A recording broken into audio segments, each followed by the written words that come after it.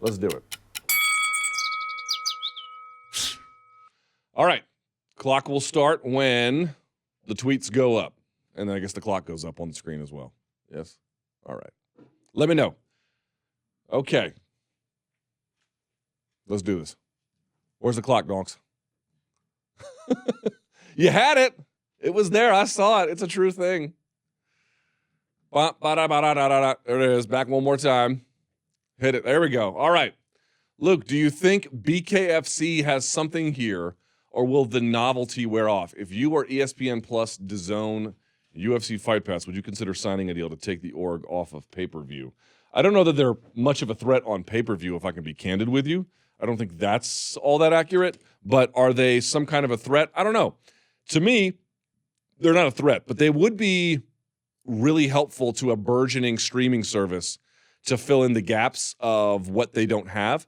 I think the issue still is, do folks, if we could turn my headphones down just a little bit, that'd be great too. Is folks, do they trust it? Remember, it's only legal in a handful of states, if that. And I'll be honest, man, did you guys see the faces of Knight and Lobov after the contest? Dude, they had tons of cuts. Everyone's like, the knuckles make it safer.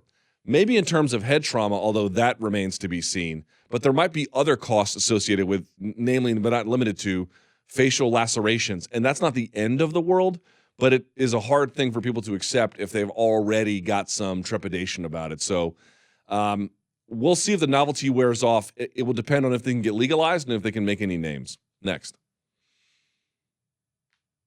If Max wins and vacates, will we see Aldo fighting for the title? And what would it mean for his legacy to hold the belt for a third time? It would still, I still think he's the best featherweight of all time, just given what he accomplished there. Well, let's see if he fights at UFC 237. But okay, assuming he ends up fighting for a third time.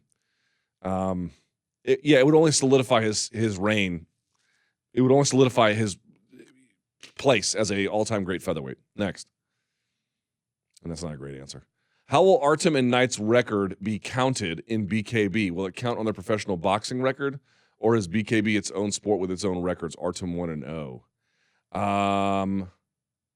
Well, you can dirty box in that sport, so I don't think it's a professional boxing record.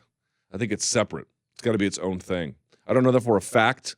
I'll look into it, but like Eddie Bravo, but I'm pretty certain that does not count on your boxing record. Next. While interim belts suck, it opens up some middleweight possibilities. What combo of Whitaker, Gastelum, Adesanya, and assuming he gets past Hermanson, Jacare gets you the most excited as a matchup? Gotta be, well, look, any of them are pretty great if you want to just be honest about it. But for me personally, Whitaker versus Adesanya is the one. It's got the regional bragging rights, which are kind of awesome. It's good to see that part of the world produce some serious talent as they have. I mean, they already have, but, even further escalation would be great. You guys know I'm a big believer in Adesanya. Everybody is a big believer in Whitaker at this point. And they've got two different styles, two different experiences, two different ways of winning. Gastelum too. Like I don't want to not count him in, but you already seen Gastelum and Jacare fight. I will say Adesanya and Jacare makes it for an interesting test case because of the ground issues involved. Adesanya still has very much a defensive grappling game, and we'll need to see his takedown defense at this point. But we know how Whitaker and Gastelum have handled it. Next. Hello, Luke. Would you ever consider attending a Wrestlemania if it came to your city? I'd rather get Ebola. Legitimately. You should see all of the accounts and muted words I have in Twitter so I don't have to have that infestation raining upon me and polluting my life. So no, it's not. I watched WrestleMania last year as just a bit, as a gag on my YouTube channel, and I couldn't believe how dumb it was. I mean, I know everybody loves it. It's fine. If you like it, keep on liking it. Not for me. Next. Luke and Danny, please discuss the topic of oversaturation. What is too little, too much, and how much of it is best for the sport? Also, maybe in what ways the UFC might change if Endeavor goes public. I love all the content. Well, these are like enormous questions that I don't have time to answer for the second part, but the first part I'll answer. The oversaturation question is a function of to what extent is there commercial appetite mixed with what are your long-term global ambitions, mixed with how much star power do you have to power the amount of content that you have.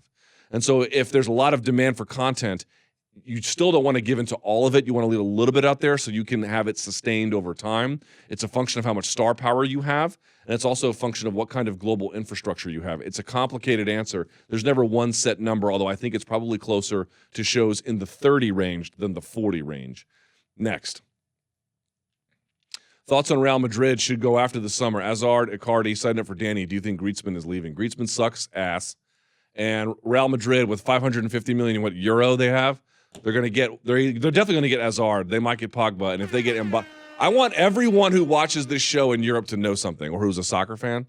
If Real Madrid get Mbappe, I am going to be even more insufferable about that team than I already am. I want everyone to know, and I want to be very clear about that.